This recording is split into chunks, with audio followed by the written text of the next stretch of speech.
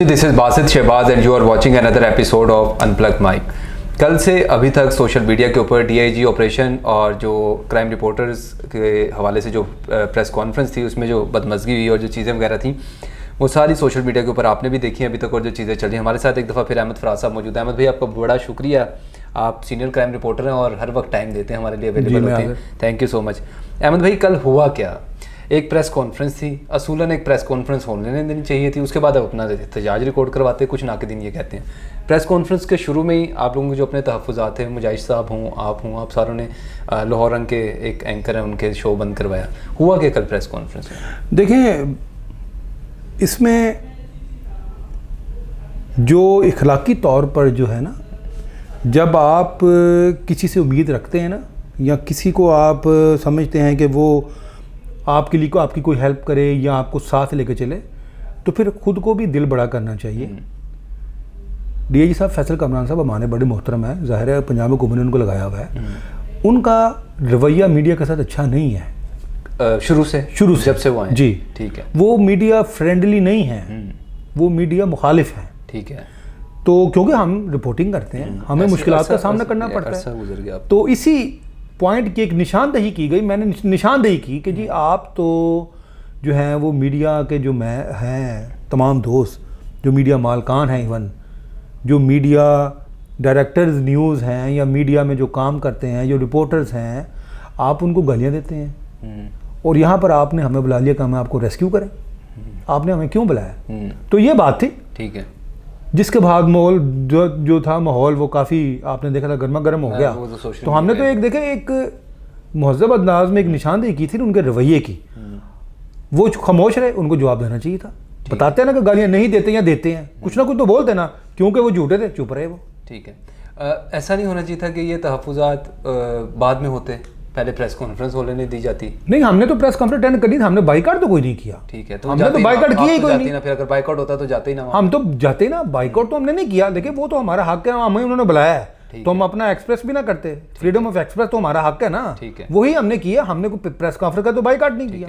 अच्छा, एक सवाल जो सोशल मीडिया के ऊपर मैं पढ़ रहा था कि जो रियल इशू था वो दब गया और ये वाला इशू सोशल मीडिया के ऊपर आ गया। आपको पता है सोशल मीडिया ऐसा ही है कि एक इशू चलता है और वो चलता रहता है जब तक दूसरा इशू नहीं आता।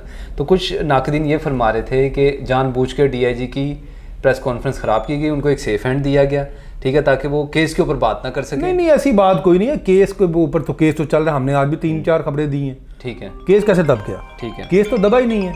अच्छा, अब ये केस इंतहाई हसास केस है क्योंकि गैर मुल्की ख़वातीन थी पाकिस्तान के अंदर। हम अमूमन देखते हैं कि बहुत से केसेस इस तरह आते हैं कि पाकिस्तान के अंदर जो रिहायशी ख़वातीन हैं उनको इस तरह की जिनसी हिरासगी का सामना करना पड़ता है।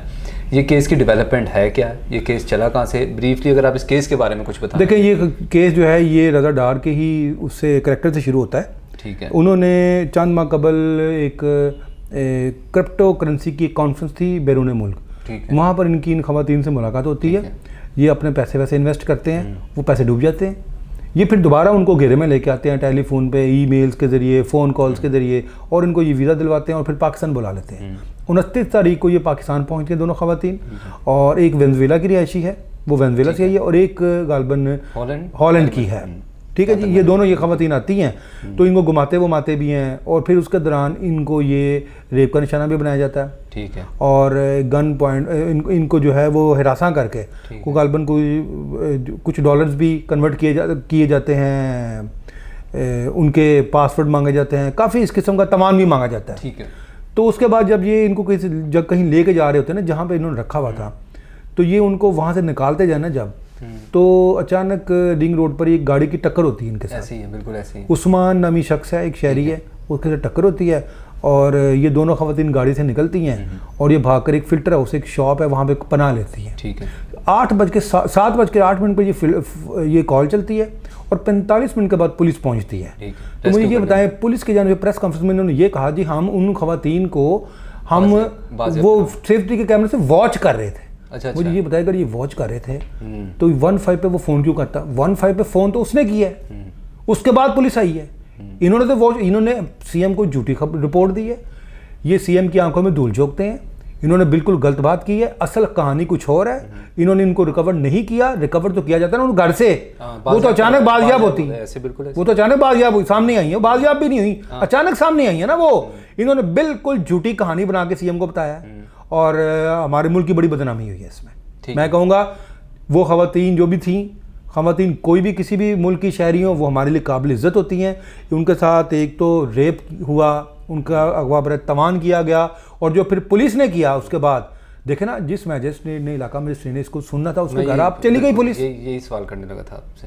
اب مجھے بتائیں کہ پولیس کا کردار جو ہم اس پورے کیس میں دیکھ رہے ہیں, اب تک آپ نے اس کو کیسے انالیسس کیا, پولیس کے کردار کو اب تک کہاں تک پیش رفت ہو چکی ہے آپ کے خیال میں؟ جو رضا ڈار پکڑے گئے ہیں سزا ہوگی؟ دیکھیں سزا ان کو جو ہوگی نا, وہ ریپ کے اس میں وہ نہیں ہے, وہ انہوں نے 164 کا بیان کرا لیا, ریپ کا وہ ملزم نہیں ہے, ریپ کے ملزم دوسرے 3 ہیں, وہ ان کا نام نہیں ہے ریپ کے, ان کا اغوا برائے تاوان میں ہے. تو اغوا برائے تاوان میں بھی آپ دیکھ لیں عمر قید ہے, وہ اگر چارج ان پہ ثابت ہو جاتا ہے, تاوان کے لیے شہادت بھی تو چاہیے نا, لیا ہے نہیں لیا, شہادت کون تھا, دینے کون گیا, لیا کس نے, یہ آن لائن کا اس کی شہادت کیا بنائیں گے یہ, تو اس کے لیے بہت لوپ ہولز ہیں.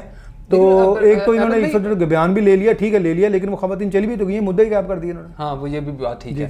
جو اب جوڈیشل مجسٹریٹ کی بات کر رہے ہیں, شروع میں فرسٹلی یہ کوٹ ہوا کہ جوڈیشل مجسٹریٹ کے گھر کے اندر داخل ہوئے, دروازہ توڑا, اور ان کا جی ایس ایچ او ڈیفینس سینے کا جی آپ پڑھو جی گل کرو پنجابی میں, جس طرح یہ ڈی اے جی صاحب سے بات کرنا چاہ رہا تھا نا فیصل کامران سے, تو یہ غلط ہے نا. اس پرچہ جو ہوا ہے اس میں فیصل کامران صاحب ملزم ہیں. اچھا ان کا وہ ملزم ہیں وہ اس میں, اور کل جو پریس کانفرنس وہ خود ہی کر رہے تھے, وہ خود ہی فون کر رہے تھے ایس ایچ او, وہ خود جو میجسٹریٹ کے اس کالونی کے جو ہیں سپروائزر ہیں, ان کی مدد میں وہ پرچہ درج ہوا ہے. تو یہ اس پرچے میں لکھا ہوا ہے کہ ایس ایچ او کہتا ہے کہ فیصل کامران سے بات کریں, تو یہ ملزم ہوئے نا اس پرچے کے, ان کو پکڑے, چلان کریں, ان کو شامل تفتیش کریں اس میں. اچھا میں ایک بیان آپ کے سامنے پڑھ دیتا ہوں بڑا کنسائزلی. ڈی آئی جی آپریشن انتہائی ایماندار, پروفیشنل, میرٹ کو فالو کرنے والے ذمہ دار آفیسر ہیں. کل یعنی رپورٹرز نے ڈی آئی جی فیصل کامران صاحب کی انسلٹ نہیں کی, بلکہ اپنے آپ کو ایکسپوز کیا ہنا پرویز بٹ صاحبہ, پروٹیکشن, وومن رائٹ پروٹیکشن. یہ ان کا موقف ہو سکتا ہے, ہم کیا کہہ سکتے ہیں, وہ کہہ سکتی ہیں, کہتے رہی ہیں. آپ نے اپنے آپ کو ایکسپوز کیا, کیا ایکسپوز کیا ہم نے کیا ایکسپوز کیا, جس طرح ہم لوگوں نے نہیں ہم نے کیا بہیو کیا. دیکھیں ہم نے تو سوال جواب کیے نا, اور کیا کیا ہم نے. اچھا احمد بھائی, سی سی ڈی کے آنے کے بعد سے ہم نے جب پہلے آپ کے ساتھ پوڈ کاسٹ کیا تھا, ہم نے کہا یار کرائم ریشو کافی کم ہوا ہے, پنجاب پولیس کا کردار کیا ہے, اس پر کرائم کی صورتحال کیا ہے؟ کرائم کا کردار جو ہے نا اس میں اس وقت پنجاب پولیس میں سب سے زیادہ کریڈٹ میں دوں گا سی سی ڈی کو دوں گا. دیکھیں سی سی ڈی نے جو ہے نا وہی ڈنڈا ہے نا, ظاہر ہے ان کی وجہ سے کرائم کم ہوا ہے, ورنہ ان کے یہ کام کر چکے. اچھا احمد بھائی, جب ہم بات کر رہے تھے, ابھی میں واپس اسی ایشو پہ آتا ہوں یار, اسی ایشو پہ رہے یار, اسی ایشو پر ہو بس ختم کر ایک دو سوال. میں وہی عرض کرنے لگا آپ سے. فیصل کامران صاحب نے یہ عرض کیا تھا کہ یار وہ جو گھر کے اندر جب داخل ہوئے تھے تو دروازہ پہلے سے کھلا تھا, جج وہاں پہ شفٹ ہوا تھا, ایسا کوئی بھی چیز جو ہے انہوں نے ڈینائی کیا. آپ مجھے یہ بتائیں, آپ کا گھر ہے, آپ کا دروازہ کھلا ہوتا ہے, آپ دروازہ بند کر کے سوتے ہیں, کھول کے سوتے ہیں؟ بند کر کے سوتے ہیں. تو پھر ہم کیسے کہہ سکتے ہیں کہ یہ ان کے بیان پہ ہم کیسے یقین کر لیں؟ کبھی وہ ہو بھی میجسٹریٹ پڑھا لکھا, وہ دروازہ کھول کے سوئے گا؟ بالکل غلط بات کر. ایک تنقید میں آپ جو صحافیوں پہ ہو رہی وہ بھی اس میں عرض کرتا ہوں آپ کے ساتھ. آپ نے کل یہ بات کی کہ یار آپ کہتے ہیں میں صحافیوں پہ خرچہ نہیں کروں گا چائے پانی کا. نہیں یہ بات نہیں تھی, آپ نے سوال نہیں سنا. میں نے حوالہ دیا تھا سی سی پی او کی پریس کانفرنس کا. سی سی پی او صاحب کی جب پریس کانفرنس ہوئی تو انہوں نے صحافیوں سے یہ کہا کہ اگر میں ہوتا تو میں کبھی آپ پر اتنے پیسے نہ لگاتا, آپ کو اتنا بڑا کھانا نہ دیتا, تو آج ہم نہ آپ سے کھانا کھائیں گے نہ آپ کی چائے پئیں گے. ہماری غیرت یہی گوارا کرتی ہے نا اس کے بعد, تو پھر تو یہی کہا ہے, اس میں کیا غلط بات. ٹھیک ہے, لاسٹ 2-3 کویشچن کو آپ نے آگے بھی نکلنا ہے. ڈی آئی جی فیصل کامران صاحب کتنے طاقتور ہیں, کس کے قریبی ہیں؟ وہ آپ کو پتہ ہے وزیر اعلیٰ کے بہت قریبی ہیں, انہیں کی سفارش پہ لگے ہوئے نا, ہے تو وہ ایس ایس پی اور ڈی اے جی, وہ بطور ڈی اے جی کام کر رہے ہیں. اچھا, اب ان کی پروموشن ہی نہیں ہوئی, نہ ان کا رینک چینج ہوا ہے. ٹھیک ہے.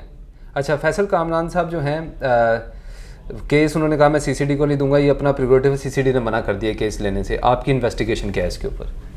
دیکھیں انہوں نے واقعی دیکھیں سی سی ڈی کو, یہ دونوں جرم جو تھے واقعی سی سی ڈی کی اس میں آتے ہیں, لیکن یہ انہوں نے اگر اسے ٹرانسفر نہیں کیا تو پھر اس کو کیس کو دیکھیں یہ منطقی انجام تک کیسے پہنچاتے ہیں. یہ انویسٹیگیشن کی بھی اس میں بڑا ایک سوال ہے کہ ایک جس طرح موٹر وے ریپ کیس میں وہ خاتون, آپ کو پتہ ہے کتنے دفعہ پیش ہوئی تھی وہاں پہ, عدالت میں گئی تھی, بالکل پھر سزا ہوئی تھی نا, سزائے موت ہوئی ان کو. تو یہ خاتون نے یہاں پہ انہوں نے خود دونوں خواتین کو نکال ہی دیا, تو کس طرح یہ سزا ہوگی؟ تو یہ بات کی بات ہے, ابھی تو ٹرائل جب ہوگا پھر پتہ چلے گا. ایک ویڈیو سوشل میڈیا پہ آتے ہیں جو یاسر شامی صاحب کرتے ہیں, جس میں وہ بتاتے ہیں کہ یہ اس طرح گاڑی ٹکرائی, فوٹیج انہوں نے بالکل فیملی کو وہ منظر عام پر لے کر آئے. FIR کے اندر میں پڑھا تھا کہ اس طرح کا کوئی بھی ذکر نہیں ہے. تو اگر ایک انفرٹینمنٹ کا بندہ سوشل میڈیا کا وہ یہ کام کر سکتا ہے, فیملی کو آگے لے کے آ سکتا ہے, چیزیں وغیرہ رکھ, تو منجھے ہوئے احمد فراز جیسے بڑے کرائم رپورٹر ان چیزوں کو کیوں ایڈریس نہیں کرتے کہ یہ چیزیں تو یاسر شامی لے کے آئے نا. نہیں تو دیکھیں یاسر سب صحافی ہیں, سب جرنلسٹ ہیں, بات یہ نہیں ہے, وہ بھی ایک ادارے میں کام کر رہا ہے. آپ کو پتا ہے پاکستان کا وہ میڈیا ڈیجیٹل میڈیا ہے, وہ میں اس کو یوٹیوبر نہیں کہتا یاسر شامی کو, وہ باقاعدہ طور پر صحافت کر رہا ہے, وہ کرائم رپورٹنگ کر رہا ہے, تو وہ ان کا ڈیجیٹل ادارہ ہے جس میں وہ کام کر رہا ہے, تو فیملی ان کے ہاتھ لگ گئی. یہ تو صحافیوں کے آپ دیکھیں میری ایسی بات نہیں ہوتی. آپ جس طرح میں آپ کے لگ گیا ہوں, آپ نے کسی اور کا انٹرویو کیوں نہیں کیا؟ ٹھیک ہے جی, تھینک یو. لاسٹلی ایک سوال ایڈریس کر دیں. فیصل کامران صاحب کہتے ہیں انصاف ہوگا اس کیس میں, ون لائنر, انہوں نے کیس مکا دیا, یور ٹیک آن اٹ. انصاف انہوں نے کیسے کرنا ہے؟ انہوں نے تو کیس خراب کر دیا بھائی. انہوں نے سب سے پہلے ان خواتین کو نکال دیا. کیسے انصاف دیں گے یہ مجھے بتائیں نا آپ. انصاف دینا تو وہ تو اب عدالت کا کام ہے. وہ کیا کرتے ہیں, کیا شہادتیں آتی ہیں, کیا گواہیاں آتی ہیں, کچھ بھی نہیں ہونا, گواہ نہ شہادت, تو کس طرح سزا دلائیں گے, کیسے انصاف ہوگا؟ ٹھیک ہے, تھینک یو سو مچ احمد فراز صاحب. ناظرین ہمارے ساتھ موجود تھے, جلدی میں احمد بھائی نے جانا ہے, بڑی شارٹ ٹائم پہ آپ کو پکڑا. آپ سے ملاقات ہوگی اگلے ایپیسوڈ میں, تب تک کے لیے اجازت دیجیے, اللہ نے کے بعد.